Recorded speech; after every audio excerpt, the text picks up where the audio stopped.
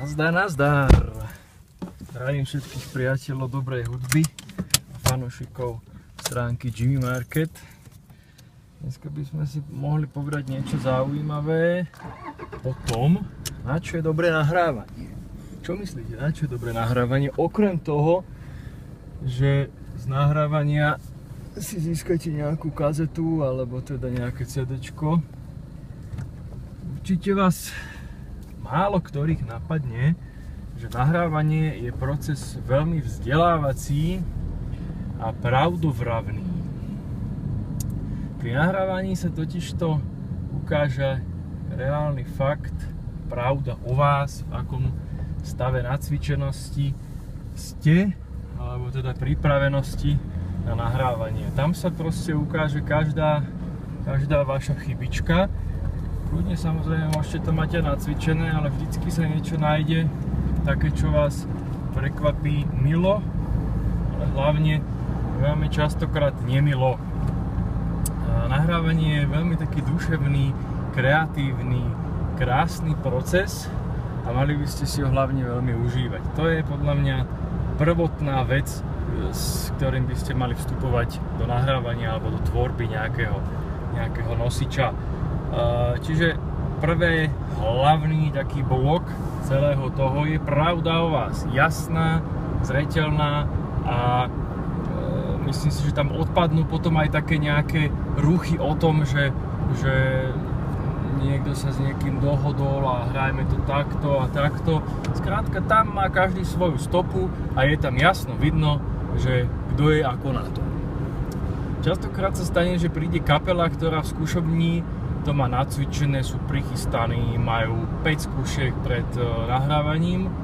No a keď sa spraví pomocná stopa, tak sa zistí napríklad, že klávesák tam už 5 rokov hrá v tej jednej pesničke úplne iné akordy ako zvyšok kapely. Aj to sa, priatelia, stáva a aj u oveľa takých skúsenejších kapiel alebo muzikantov. Takže na toto je dobré, napríklad na takúto pravdu. Ďalej, čo je veľmi nádherné a úžasné, je, že sa zoselí celá tá kapela. Po takomto niečom, po napríklad víkende alebo týždni, nedaj Bože, a ešte možno, že mesiaci, no tak to je už úplne najkatastrofálnejší prípad pre nejakú začiatočnícku kapelu, tak tam sa môže stať, že sa tam skutočne vyostria vzťahy medzi muzikantami. Tam sa nádherne vidí zase pravda, teda nielen muzikantská, hudobná, o akordoch a o aranžmánoch, ale tam sa fajnovo vidí tá autorita každého toho muzikanta, alebo sa tam vidí nejaké ich charakterové nedostatky. Je to tam pomerne rýchlo vidno. Prečo to je vidno? Pretože ak ste v štúdiu a dobrom, tak sú v hre peniaze.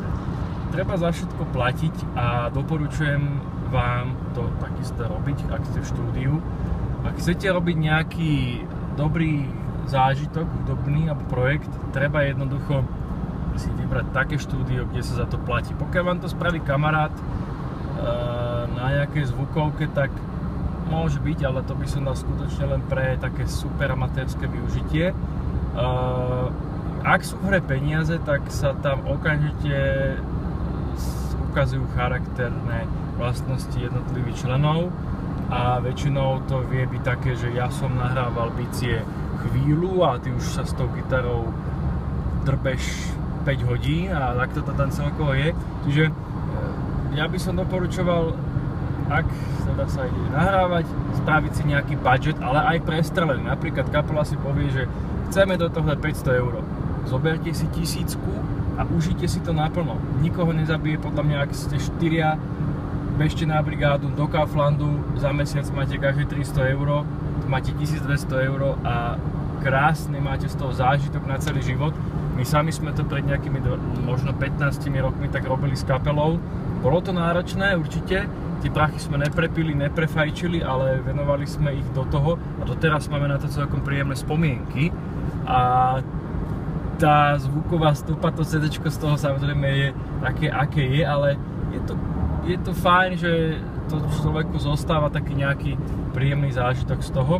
Čiže určite si na to zoberte nejaký budget. Na toto je dobré, aby ste sa zocelili, aby ste zistili, kto aký je.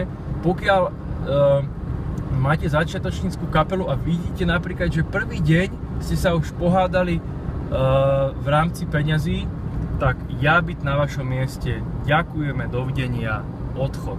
Hneď, akože ešte by som to keď tak donahrával, aby ste už teda ten začatý proces, ja mám rád, keď sa niečo začne, tak aby sa to dokončilo, ale už máte okamžite v priebehu povedzme 4 hodín mienku o tom človeku, s ktorým hráte, skúšate desiatky hodín, že čo to je za človeka, odchod.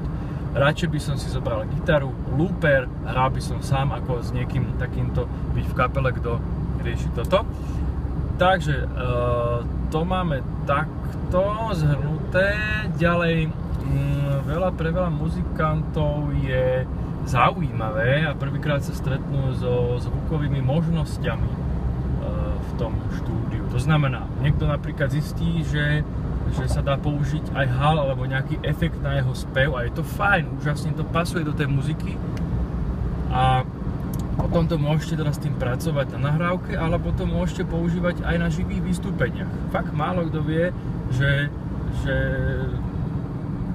nejaký vokalista, ak tam dá nejaký druhý hlas alebo také niečo, tak zrazu, že wow, to takto fajnovo znie. No áno, takto fajnovo znie, len si k tomu musíte fakt sadnúť a rozobrať to. To je veľmi dôležité.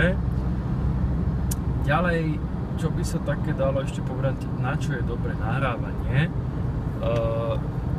Určite vám to rozvinie vašu nejakú invenciu alebo vaše nápady, pretože pokiaľ máte napríklad nahraté bicie, basu a gitaru a máte šikovného gitaristu, tak si tam dokáže vymyslieť možno oveľa lepšie sóla tým, že mu to zvukár viackrát pustí, oveľa lepšie nápady a mu tam prídu na ako keď si to len tak v skúšobni cvičíte a možno, že niektoré kapely sú také, že už to necvičme toľko, už ma to nebaví, tak to pekne ten jednotlivý člen možno fajnovo vynikne, možno to je pre neho oveľa lepšie a vzniknú príjemnosti. Pozor však na časté počúvanie, potom zase tá invencia klesá, čiže záleží.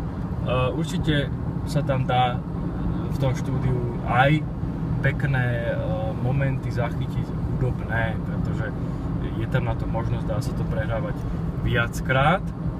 Čo je ale fajn, keď sme pri tom nahrávaní, je, že sa zistí kvalita tých nástrojov. Možno, že niekto kúpi z bazáru nejakú príjemnú basgitárku, o ktorej si myslí, že to je vrchol hudobného neba, ale zistí sa, že mu tam neladia oktávy, že mu to tam drnčí, že má pražce vybúchané, alebo elektronika brumí. Zase, veľmi rýchlo, okamžite vám to dá jasnú predstavu o tom, v akom stave je váš nástroj. To, že vám sa kláňajú nejakí kamaráti, tak to je fajn, ale vy ste teraz v štúdiu, zistíte, že tak asi to nebude také dobre, treba s tými do servisu. Čiže samozrejme toto je v ideálnom prípade si už odladiť pred tým, než sa ide do štúdia, požičať si keď tak lepšie nástroje a samozrejme si na ne treba zahrať zase predtým, aby ste neboli z toho vylakaní. Čiže to sa týka aj gitaristov, klávesákov, všetkých možných členov, bubeníkov.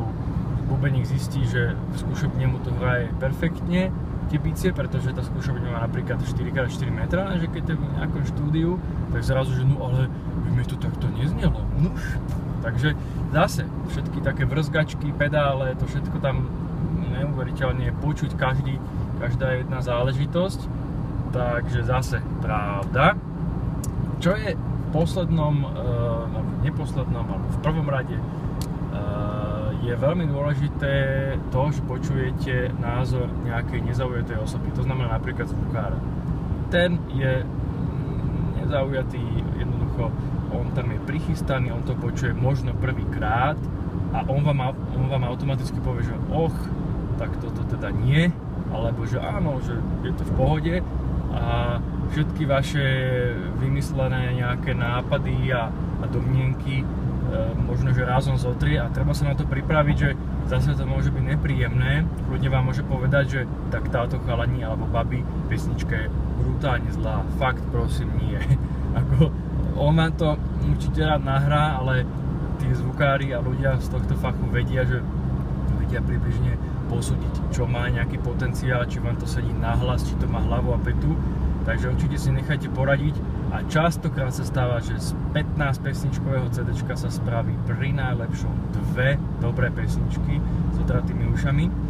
Takže asi tak, aj na toto je dobré to nahrávanie, že vám to povie niekto nezaujatý a povie vám rídzu pravdu, pretože to sa nedozviete na koncerte, tam tí ľudia vám väčšinou povedia, ale však bolo to v pohode, fajn, ale tuto sa to rozoberá úplne po každom jednom členovi.